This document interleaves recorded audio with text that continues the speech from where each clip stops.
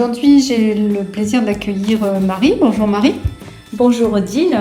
Alors, je tiens à préciser que Marie aime les fleurs, la mer, les randonnées et les moments vrais.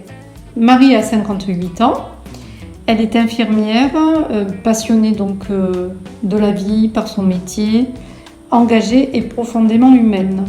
Elle avance avec douceur, mais aussi avec une vraie force intérieure. Aujourd'hui, Marie va nous parler un petit peu plus d'elle. Marie, on dit de vous que vous êtes curieuse de la vie. Qu'est-ce qui continue à vous émerveiller aujourd'hui ? Alors, ce qui m'émerveille, c'est l'inattendu. Les rencontres, un paysage au lever du jour ou une idée nouvelle qui vient nourrir ma réflexion. Je crois que tant qu'on s'étonne, on est vivant. Entre une marche en montagne, un atelier bien-être ou un bon concert, quel est votre moment de ressources ultime ? Une marche dans la nature parce qu'elle m'apaise, me recentre. Le mouvement et le silence ensemble, c'est un vrai équilibre pour moi. J'aime regarder la beauté du paysage. La nature me ressource énormément et j'en ai besoin au quotidien.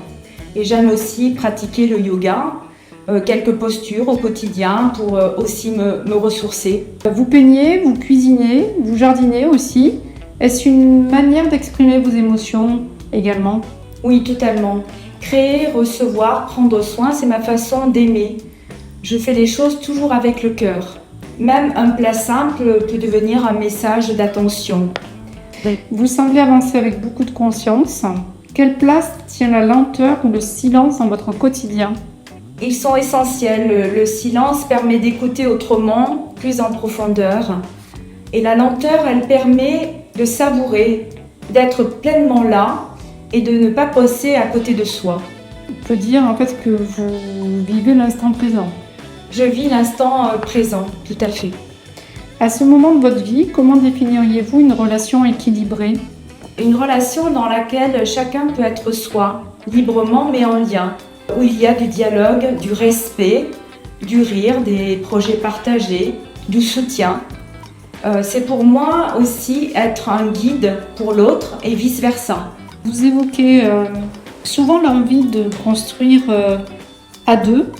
Et qu'aimeriez-vous bâtir aujourd'hui avec quelqu'un ?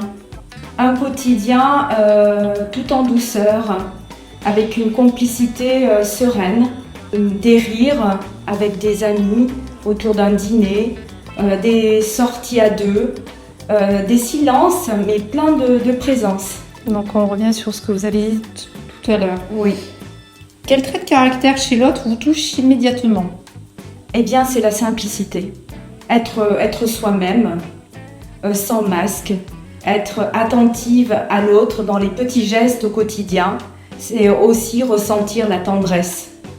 Et si vous pouviez dire une seule chose à la personne qui nous écoute et qui pourrait être cet autre, qu'est-ce que vous lui diriez ? Eh bien, je souhaiterais une relation douce, sincère, capable de réciprocité.